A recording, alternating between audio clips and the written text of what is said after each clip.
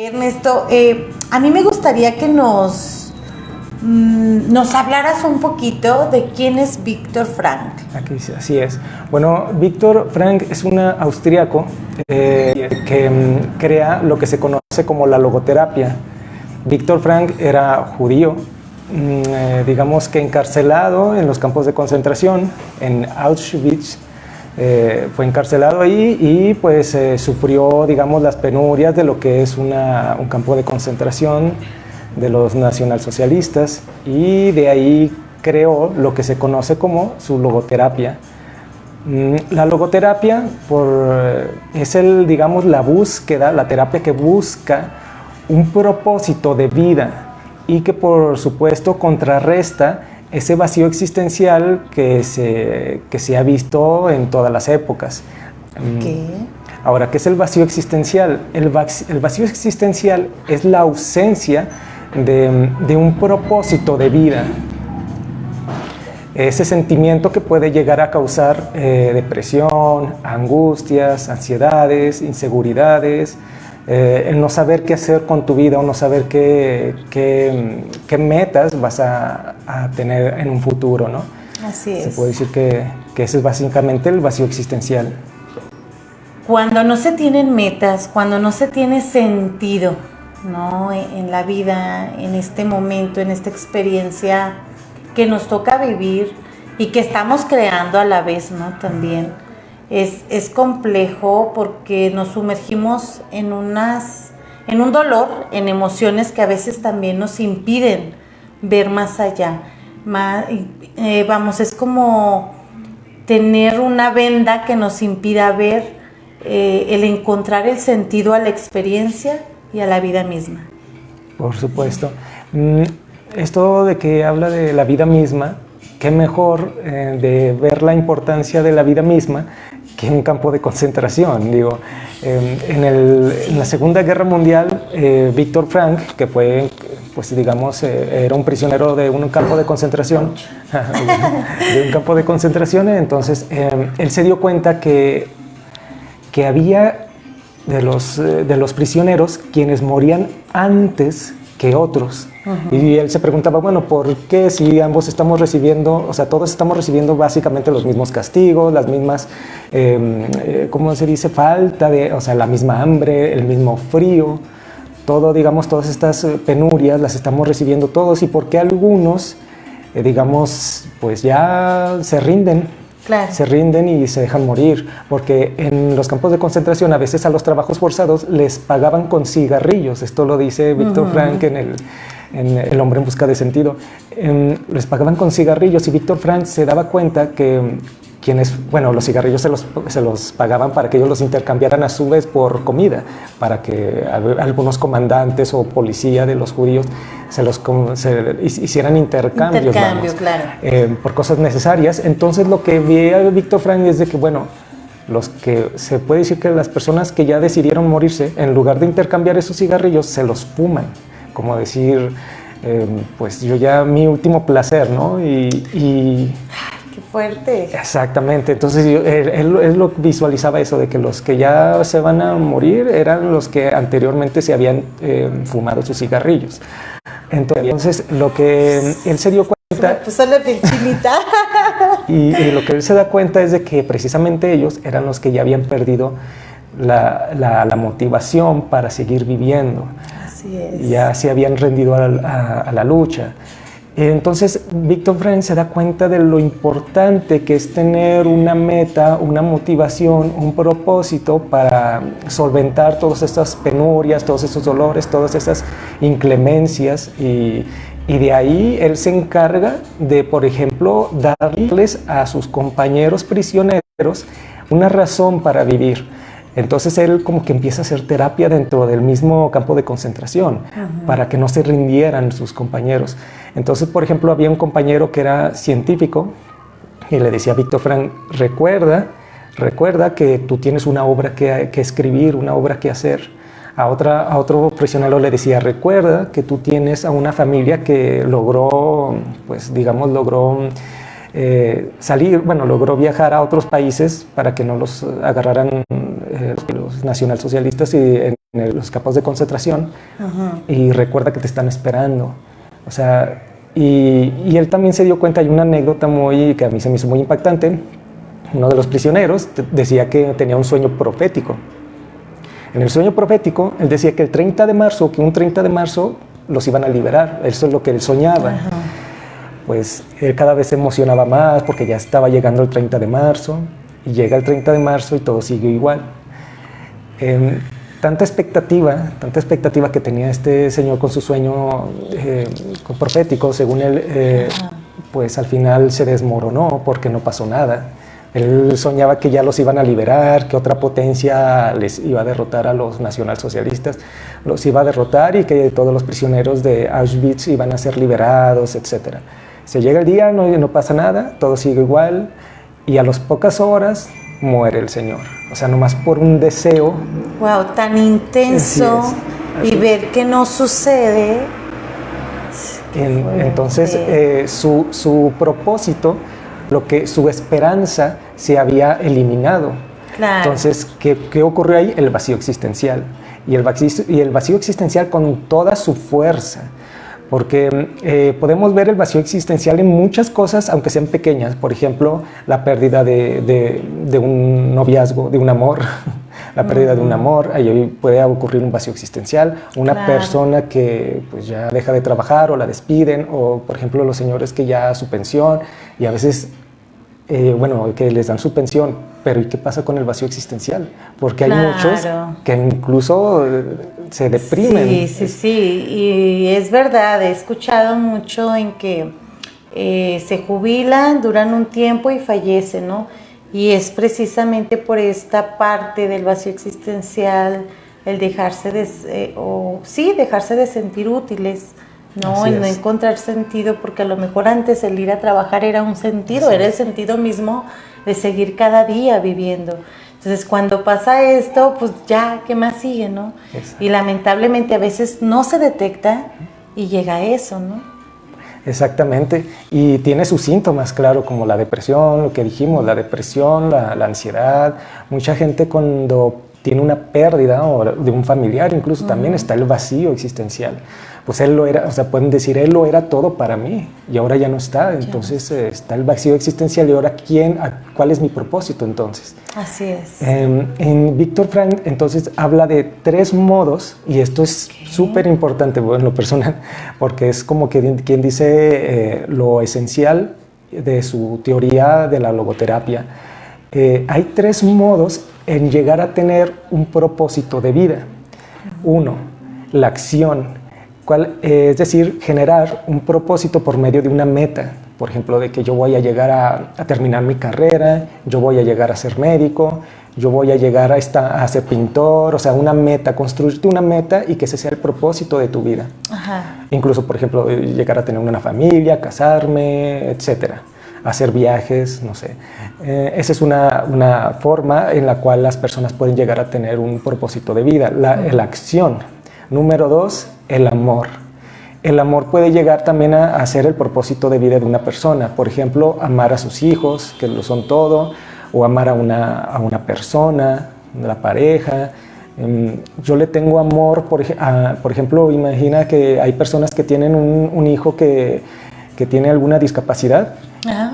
Y su cuidado, el cuidado de ese hijo lo es todo, o la razón de vivir de esa persona. Esa es otra. Entonces el amor, por supuesto, que también es otra forma en la cual se encuentra un propósito de vida. Y la número 3, que es la que le pasó precisamente a Viktor Frankl, es el dolor. Y ojo, tampoco no es la búsqueda del dolor para buscar un sentido, porque eso sería... Aclaremos, eso ya es otra cosa. Sí, porque eso sería masoquismo. Y no queremos tampoco, y recordemos que el masoquismo pues, también es una neurosis. Entonces no estamos en búsqueda ay, quiero sufrir, ¿no?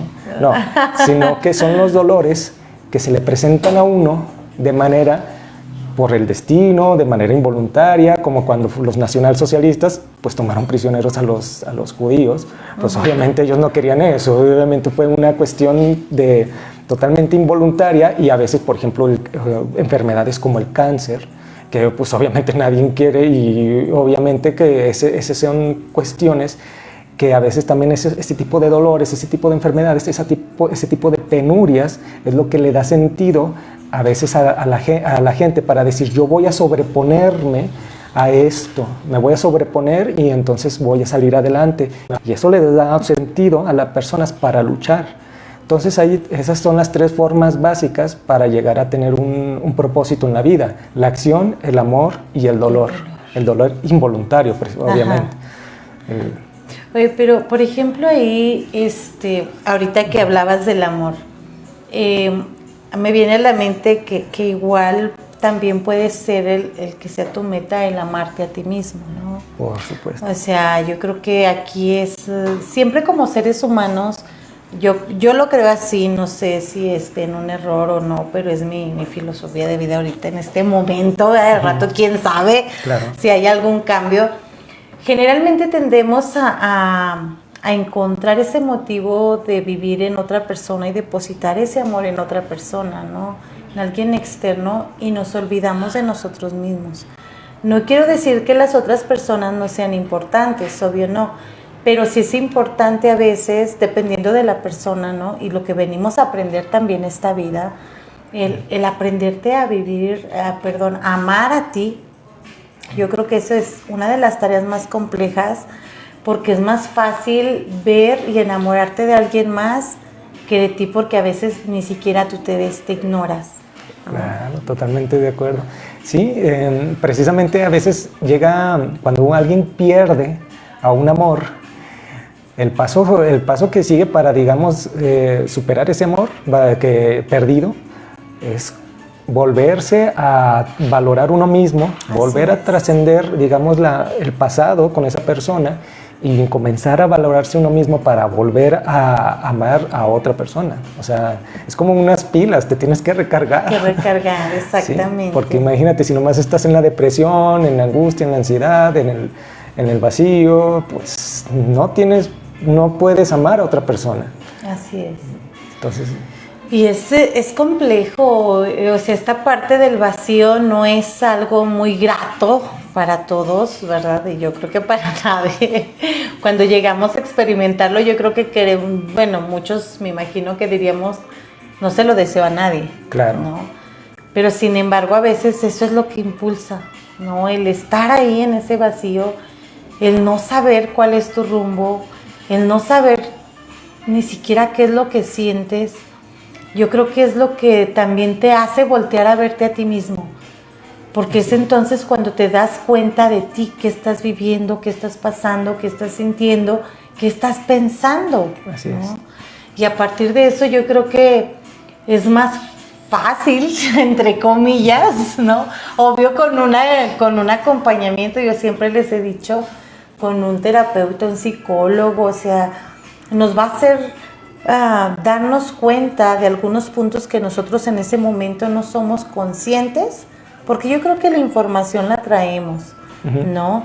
Pero a veces totalmente, en una circunstancia así no la vemos, no la recordamos o la bloqueamos. La reprimimos, exacto. La reprimimos, que eso está peor. Exactamente. ¿Verdad?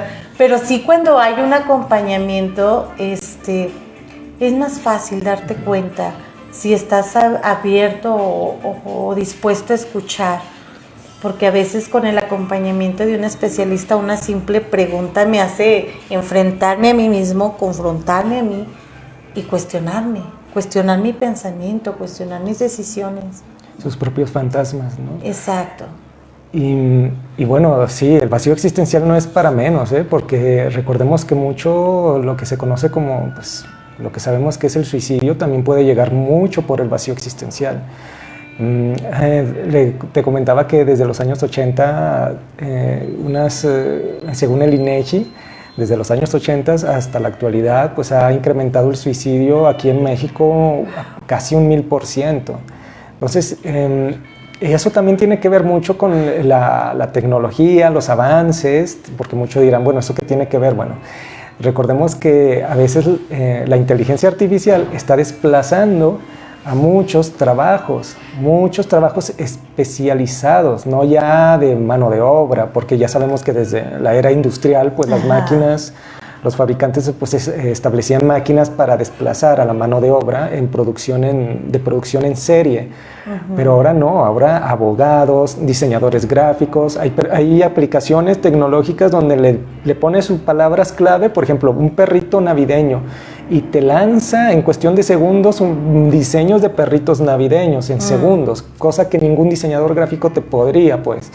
O cosas así de que abogados, psicólogos, claro, incluso, ¿cómo se dice? Los que crean los ingenieros en sistemas computacionales, programadores, también están siendo desplazados. Actualmente hay un despido masivo en las principales compañías de empresas tecnológicas que están despidiendo a la gente, a los programadores, los están despidiendo porque ya la inteligencia artificial está programando de manera automática. Entonces ya muchos jóvenes dicen, bueno, entonces mi propósito era ser un programador, o mi propósito es ser un pintor, algo así. Pero ya no... Exacto, ya entonces, ¿de qué sirvió lo que estudié? Exactamente. Sí. O como sea, o me reemplazó una tecnología. Claro. Y es ahí de alguna manera, bueno, también yo creo que aquí se pone en juego la parte en cómo lo tomes y cómo lo interpretes, ¿no? Porque te estás desvalorizando, ¿no? El hecho de que se esté sustituyendo no tiene nada que ver con la desvalorización que te des a ti mismo. Eso es otra cosa, así que tenemos que discernir. Así es, por eso es lo importante de la logoterapia, para que sepas discernir y saber también incluso de que ya si eres sustituible en tu trabajo por una inteligencia artificial, oye, bueno, pero hay otras formas, hay otras cosas que yo, por ejemplo, amo, que pueden ser mi propósito de vida, independientemente de mi trabajo. O sea, por poner ejemplos, pueden haber varias alternativas. Entonces, la logoterapia es la búsqueda, ojo, la búsqueda de los propósitos de vida. Entonces, como no hay uno solo, pues, nosotros como personas, como seres humanos, tenemos que ser dinámicos en nuestros propósitos, así como en nuestras ideas.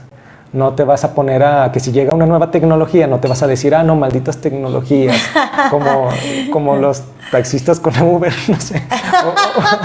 No, tampoco es de ese sentido. Es saber evolucionar en conjunto con la tecnología. Con la tecnología. Así es. Exacto. Y yo creo que en ese sentido, pues, todos tenemos algo que dar más que la misma tecnología, que es esa parte que nos hace únicos, el ser humano, ¿no? Entonces, a mí me encanta esta parte, ya con esta explicación nos dices qué es la logoterapia y creo que nos queda un poquito más claro, pero entonces me pregunto yo, quien nos esté viendo ahí tras cámaras, ahí en casita, si realmente han encontrado su propósito de vida, ¿no? O sea, es momento de cuestionarme a mí, yo que estoy ahí o yo que estoy aquí, ¿realmente ya encontré mi propósito de vida? O en este momento yo me identifico con este tema y estoy viviendo un vacío existencial. Entonces, cuando nos hacemos estos cuestionamientos, yo creo que a veces nos va a remover esquemas, creencias, ideas que tengamos de nuestra propia vida, de nuestro futuro. Y el hecho de buscar este sentido a la vida, ¿qué me mueve a mí? Yo, por ejemplo, Blanca, ¿qué le mueve a Blanca? ¿No? El estar aquí, el estar contigo, el estar con mis hijos, el estar en la escuela, el hacer lo que hago. Yo creo que pocos nos cuestionamos eso. Llegamos a vivir en un día a día, mi trabajo, voy, vengo, los niños, la casa, pero ¿quién se ha preguntado eso? Así es. ¿Quién en su día ha dicho, este es mi propósito de vida? O voy avanzando en mi propósito de vida, ¿no? Totalmente.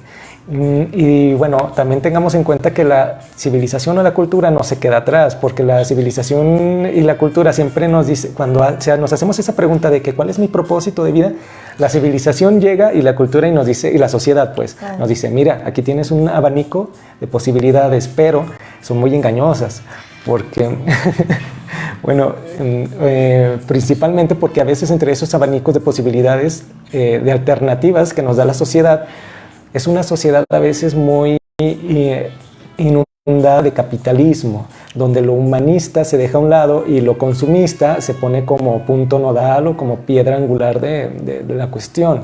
Así es. Entonces a veces te dice, bueno, tú como chico, como adolescente, como joven, mira, aquí está tu propósito de vida. Si eres un hombre, tienes que ser un hombre de alto valor. Conviértete en un hombre de alto valor. ¿Qué es eso? ¿Qué es eso de hombre de alto valor? Ah, bueno, es que tienes que buscar ser millonario. Tienes que buscar tener dinero. No importa cuál es la fuente, el origen de tu dinero, solo tienes que tener un dinero para ser un hombre de alto valor. Y las mujeres, esto está muy visto en TikTok, en las redes sociales. El tema de los hombres y las mujeres de alto valor está muy visto.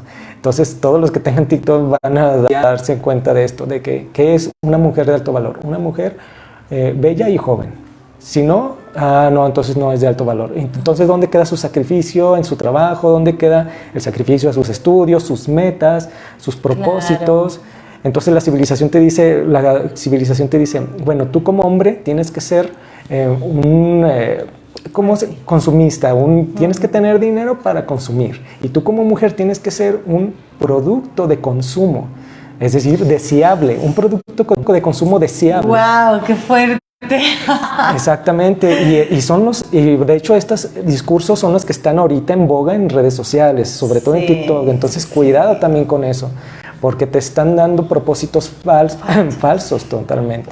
Yo creo que aquí sí es importante que se aclare que al hablar de propósito de vida, como lo abordaba Víctor Frank, él lo hace más en el sentido del ser, del humano, no de lo material. Así es. No es lo mismo tener un objetivo, que tú tengas un objetivo de tener y obtener lo material, porque eso no se convierte en un sentido de vida. ¿Me explico? El sentido de vida es más profundo.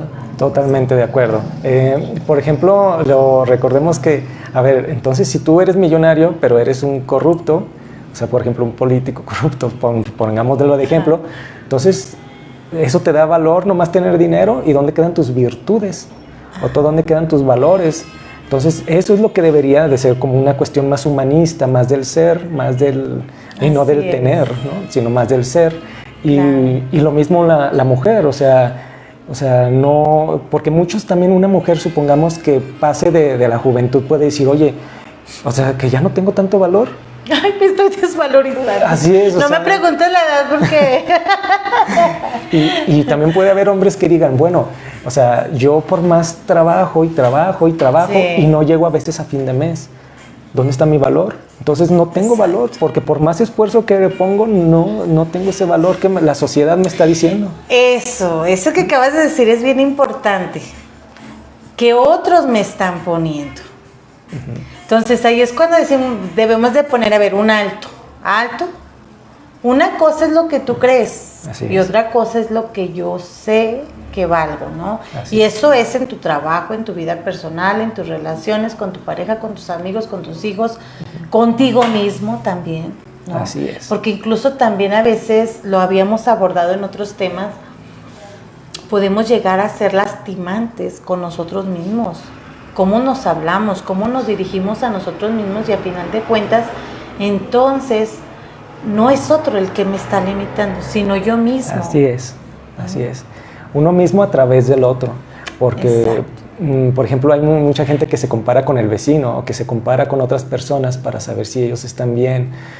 Al final, la logoterapia sí te dice, tú tienes que tener un propósito individual y personal, sin hacer este tipo de, por ejemplo, el de la sociedad, ese tipo de propósitos falsos que buscan ser colectivos, consumistas, capitalistas, neoliberales, no, es que tú tienes que ser el millonario y si no lo logras, pues eres un fracasado. O tú tienes que ser bonita y si no lo logras, eres una fracasada. Eso también en la logoterapia te dice, no, es que no te compares o no busques un propósito colectivo para todos, porque no todos somos iguales, somos individuos, todos somos únicos. Alto ahí, un paréntesis, o sea, fíjate, no sé, me vino a la mente, pensando en las familias que nos están escuchando, ojo, porque lo que acabas de decir es bien importante. Tú nos estás diciendo, no nos debemos de comparar con alguien, y cuántas veces nosotros en casa a nuestros hijos, es que pórtate bien, como tu hermanito, que él esto, que tu primo y que esto. Entonces fíjate cómo de alguna manera podemos decir lo que nosotros como papás, de una forma inconsciente, estamos contribuyendo a que mi hijo aprenda a valorizarse a través del otro. Así es. Eso es muy fuerte. ¡Wow! Sí, no, muy fuerte. Y son Sí. errores a veces normales. Son errores normales de que, Sí. a ver, ¿cómo no eres?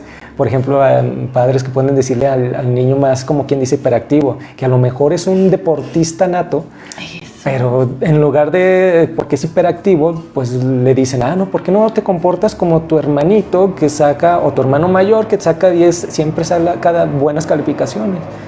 Cuando estamos hablando de dos seres totalmente diferentes. Claro. Entonces no puedes comparar a dos personas diferentes. Ahora Así sí que es. en base a uno nomás. Ajá. Y eso es bien importante porque, híjola, cuando nos damos cuenta de esta situación, ahorita que nos esté escuchando, recuerde esos momentos, ¿verdad?, con sus hijos, analice qué palabras les dice y de qué manera los está formando, porque a final de cuentas, cuando llegamos a un momento de vacío existencial, todas estas herramientas que de niños se nos dieron es cuando las usamos, Así es. ¿no? Entonces, si no estamos llenos de estas herramientas que nos ayuden a salir de ese vacío, Así es. ¿qué puede pasar? ¿Cuáles son las opciones que pueden pasar si alguien se encuentra en un vacío y no sabe cómo salir de él? De lo más simple a lo más difícil. Desde lo más simple, ciertas inseguridades. Inseguridades y lo más mortal, pues es el suicidio. Porque si, por ejemplo, se te la pasa una persona comparándose a otra y de que, oye, es que tú eres un fracasado, no como tu hermano o tu hermana, no sé, el niño puede decir, bueno, es que yo nunca me llegué a comparar a mi hermano, siempre llegué a ser el segundo, siempre llegué nunca llegué a compararlo, pues. Entonces yo soy un fracasado, ¿no? Porque siempre me compararon con otra persona. Entonces a veces los hijos intencionalmente y voluntariamente buscan diferenciarse del otro hermano y incluso hasta de manera intencional sacan malas calificaciones y el otro hermano saca buenas, precisamente porque es como una rebeldía que le hacen a sus padres. Yo te demuestro que yo soy diferente a mi hermano. Exacto. Es una rebeldía, como una revolución que hacen entre ellos con su ser. Y ahora yo me voy a construir en contraposición, en contrario a mi hermano, para que veas que no somos diferentes. Pero ellos a veces, los mismos chicos que hacen eso, ni siquiera son conscientes de eso, lo hacen de manera inconsciente, o sea, como una forma de protegerse, de defenderse. Exactamente, o sea, de defender su ser, defender su individualidad, de manifestar su individualidad. Ajá. Y lo hacen como una queja, como una protesta. Y bueno, los culpables ahí sí han de ser los padres, pues. También puede ser, pues, por ejemplo, que la chica está así, de que mi hermana siempre fue la más bonita, la más popular, la que más... Yo nunca me comparé a ella, entonces, y lo mismo. Entonces, sí es importante que en la logoterapia se encuentre un propósito individual, porque no somos, ¿cómo decirlo? No somos todos iguales, somos todos únicos, individuales. Porque toda nuestra historia, nadie vuelve a vivir nuestras vivencias más que nosotros mismos. Entonces sí, es importante darte cuenta que tienes que forjar un propósito tú mismo y que principalmente pues no sea esos propósitos colectivistas como el que a veces te da la sociedad para que seas uno más del montón o uno más del rebaño. Eso también a veces es lo que buscan las empresas. Las empresas a veces también buscan eso, o los sistemas educativos. Los sistemas educativos buscan enseñar a todos de la misma forma, aunque sutanito tenga una habilidad tremenda en el deporte, nada, tiene que sentarse a estudiar matemáticas como el otro joven. Todos tienen que estar aprendiendo lo mismo de la misma manera. Eso también ese es el sistema educativo que nos toca para un sistema económico, social, que también nos toca, que es el de las empresas, ser obreros, ser trabajadores y que todos seamos iguales, porque la empresa no te ve como un individuo, te ve como un colectivo, una herramienta, un engranaje de un reloj. Entonces, sí, fíjate que en ese sentido yo creo que, bueno, en los últimos años dentro de la educación se ha tratado se ha tratado de inmiscuir esta parte del ser de alguna u otra manera. Creo que falta entrar un poquito más profundo, darle un poco más de peso. Yo creo que, bueno, ahorita con esta parte del enfoque de inclusión se trata de dar la atención a lo que tú dices, atender a la diversidad, precisamente así le llamamos dentro de la educación. Pero yo creo que todavía va más allá, ¿no? Porque más allá de contenidos, hace falta educar a los seres humanos. Precisamente ahorita estamos viviendo una época difícil en cuestión de desvalorización entre humanos, porque al ver asesinatos está hablando de que yo no reconozco el valor del otro para llegar a ese punto.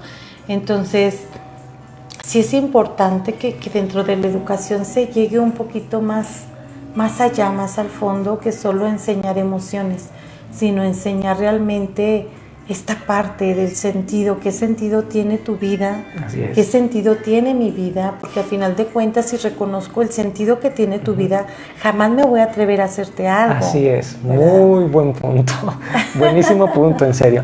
Precisamente los que carecen precisamente las personas más peligrosas son las que tienen un vacío emocional, un vacío existencial. Claro, por supuesto, porque no reconocen el valor del otro. Entonces dicen, bueno, mi vida no vale nada, yo no tengo ningún propósito, bla, bla, bla. Y son fácilmente los que su vida no vale nada, los que creen que las otras vidas tampoco valen nada. Entonces, cuidado, porque todos esos que se ven ahí asesinando gente es porque realmente sienten que su vida no vale nada. Claro. Y de alguna manera se quiere dar el valor, pero de una manera no armoniosa, ¿no? O sea, yo creo que todos de alguna manera buscamos eso. Buscamos que nos reconozcan nuestro valor como persona, como trabajador, porque no en tu trabajo también. Sí. Pero a veces si no te lo reconocen o no te lo valoran, lo que tú aportas, pues está bien, pero valórate tú. Así es. ¿No? Eso es lo más importante, valora tu esfuerzo, tu trabajo, tu dedicación y pues a ti mismo. Claro, ¿no? Y hay que decir que a veces el valor del propósito de vida de una persona no es necesariamente su trabajo, porque tampoco hay que confundir, porque hay personas que pueden llegar a creer que su trabajo es su propósito de la vida, que puede llegar a ser en ciertas ocasiones, pero no son, ¿cómo se dice? No están siempre unidas. Uh-huh. También hay que tener en cuenta que una cosa es el trabajo y otra cosa muy diferente puede ser tu propósito de vida o tu meta de vida. Son cosas muy diferentes. Qué padre, Ernesto, de verdad. Sí, es un tema muy interesante, porque hasta parece que Viktor Frankl encontró uno de los más grandes, podríamos decir, descubrimientos en la vida anímica o en la vida psicológica de los seres humanos, que puede resolver muchas problemáticas emocionales, psicológicas. Entonces es muy importante ese punto de saber encontrar un propósito en la vida, saber reconocer qué es el vacío emocional, el vacío existencial, que tú lo reconozcas en ti y sobre todo también que analices si tienes un propósito claro y que no sientas ese desbalance de sentir un vacío existencial, de no tener propósitos en la vida, porque es fuerte. Exactamente. ¿Y cuántas personas, actualmente, sobre todo muchos jóvenes, sienten eso? Sí. No, yo creo que todos en algún momento de nuestras vidas lo pasamos, lo estamos viviendo o lo vamos a pasar. En algún momento. Entonces, porque tú lo mencionaste hace un rato, ¿no? Esta parte puede ser tu pérdida de trabajo, puede ser la muerte de un familiar, puede ser el desamor. ¿No? Entonces, siempre nos vamos a enfrentar a una situación así en algún momento de nuestras vidas, así es que hay que estar preparados para ellos, ¿no? Ahorita no recuerdo, hay un autor que es tan religioso, que él habla sobre la noche oscura del alma.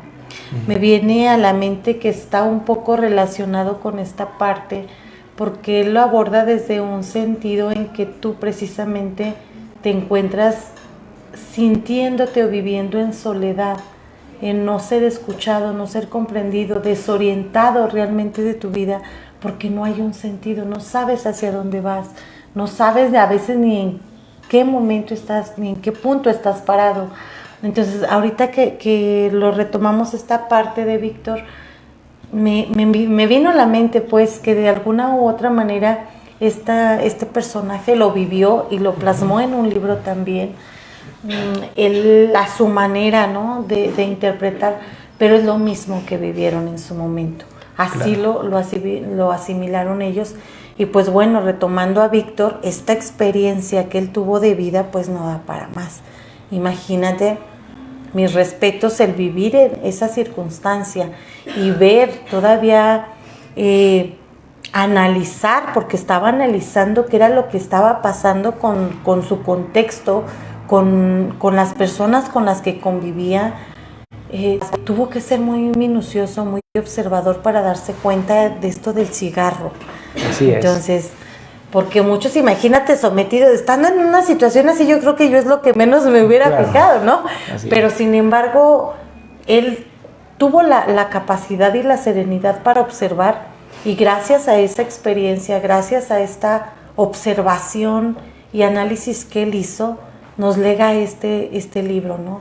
Y pues yo también se los recomiendo para que lo lean y a sus hijos también en estas etapas a veces que se encuentran difíciles, que no saben para dónde ir. También hay que proveerles de esas herramientas.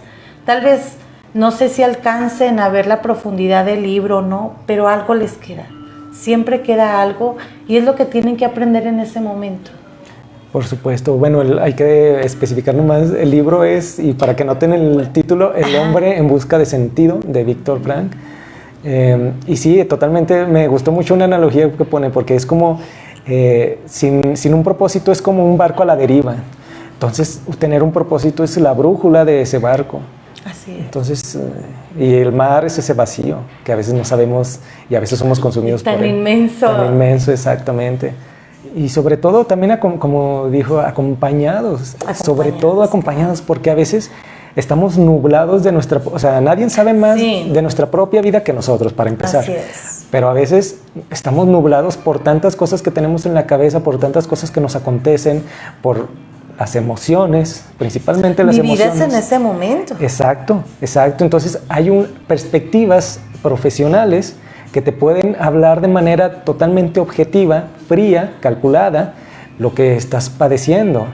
Entonces también es importante hacerlo acompañado, no porque a veces estamos también en las fantasías, la mente está divagando, entonces estás en una niebla, como quien dice, el barco está alrededor de niebla, entonces a veces es mejor buscar una luz, y esa luz puede ser un psicoanalista, un terapeuta, un psicólogo. Entonces es bueno estar acompañado por profesionales. Claro, y de verdad créeme que esta parte de ir orientando no es fácil. Hay muchos libros muy buenos que te van a ayudar, a quien nos esté viendo ahí tras cámara, te van a ayudar, pero a veces si seguimos nosotros en nuestra misma línea de creencias, es muy difícil que salgas de la corriente en la que vas. Por eso es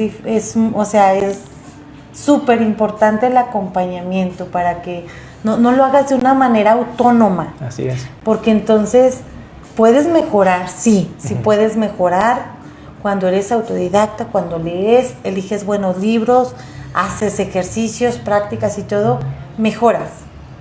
Pero sin embargo no sales de una misma línea, ¿no? La corriente te va llevando. Cuando realmente te das cuenta de que hay otra corriente por allá. Así es. Entonces me atrevo a experimentar y tal vez esa corriente sea mejor que en la que yo estaba. Así es. O también la analogía de la selva, ¿no? Porque si estás perdido, estás dando vueltas en círculos. Estás caminando en círculos. Por eso también el acompañamiento tiene que ser de alguien que también ya no esté en su propia vida haciendo vueltas en círculos, sino que ya esté analizado, que ya haya tenido también un análisis psicológico. Alguien que ya no esté pasando por momentos parecidos, porque también va a estar dando vueltas en la selva. Juntos es en compañía. Entonces sí, es mucho más recomendable que sea una persona que ya se analizó. Ya, claro. Que ya tuvo ese proceso también ella. Claro. Y saben, o sea, yo creo que aquí también, no sé, dime tú, creo que es importante siempre el reconocer que todas las personas vivimos momentos difíciles, que todas pasamos por un vacío existencial, que todas nos equivocamos, porque sabes, ahorita que decimos esta parte de la importancia del acompañamiento, me ha tocado ver y escuchar que muchas personas, pero ese ni siquiera su vida, ¿verdad? O sea, a ver, fíjate, o sea, esa persona que es psicólogo, terapeuta, también tuvo que haber transcurrido un camino de dolor, de acción, de amor, de sufrimiento, de todo que lo ha llevado a este punto de poder darte acompañamiento. Entonces, permítete abrirte y conocer y reconocer a quien ya recorrió todo ese camino. Claro. No porque sea un psicólogo va a ser perfecto y no sufrió, no vivió. No, por algo está ahí. Así ¿no? es. Y si te va a encaminar, es porque ya comprendió ese camino, ya lo vivió, ya sanó. Así es. Sí, no, es como cuando los niños preguntan a los doctores, mamá, ¿los doctores también se enferman? O sea, pues claro, son humanos. Entonces, también a veces los psicólogos también o psicoanalistas, hay que decir, pues son humanos.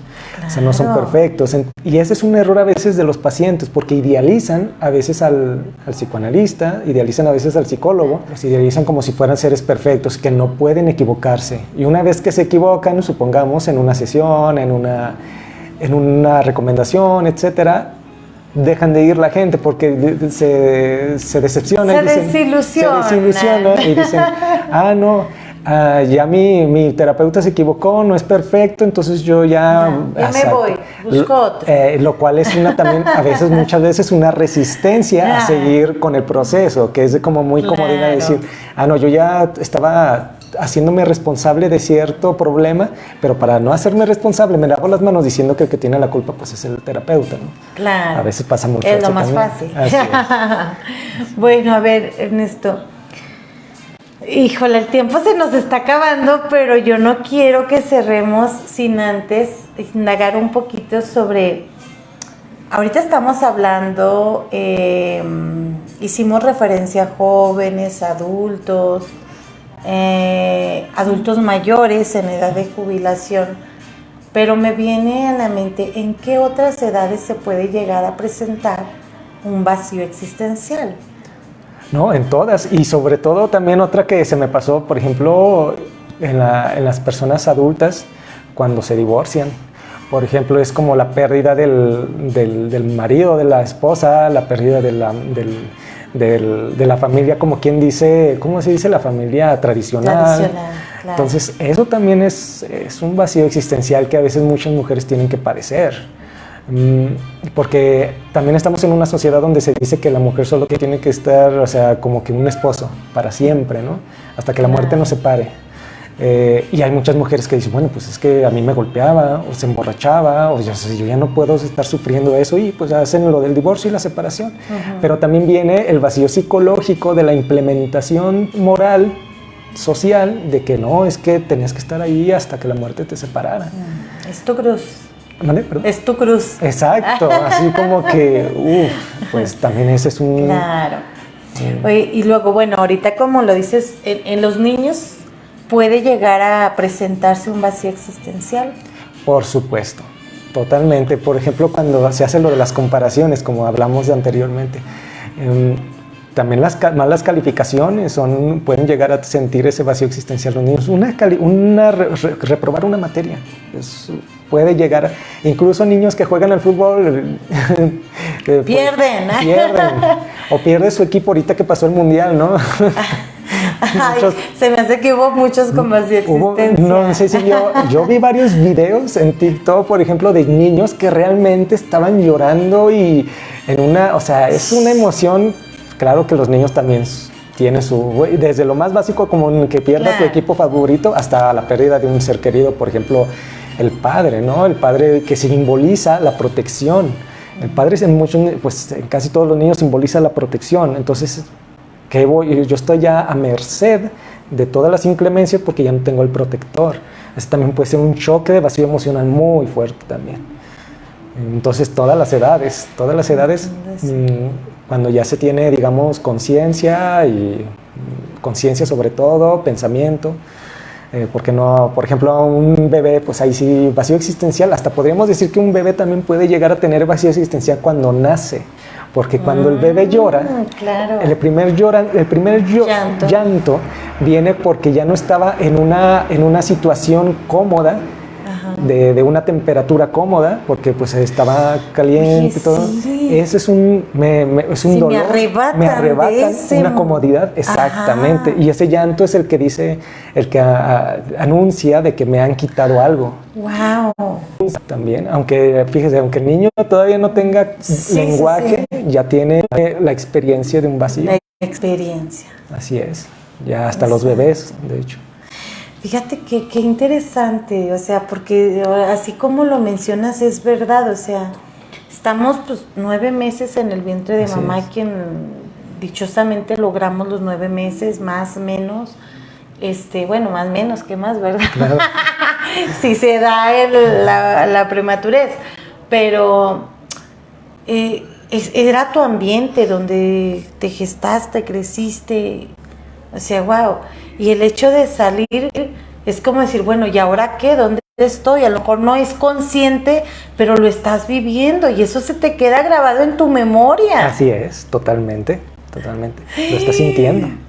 Wow. Tal vez no es consciente, pero lo está sintiendo. Ajá. Y ese ya básicamente es la experiencia que se le queda desde que nacemos. La experiencia de dividirnos de un otro. Un otro protector, donde el protector te brindaba alimentación, porque no sentía en el estómago, es la nutrición continua, la temperatura cálida continua, y de repente te sacan de eso, de un sopetón, entonces sí hay ya una experiencia de arrebato, de vacío.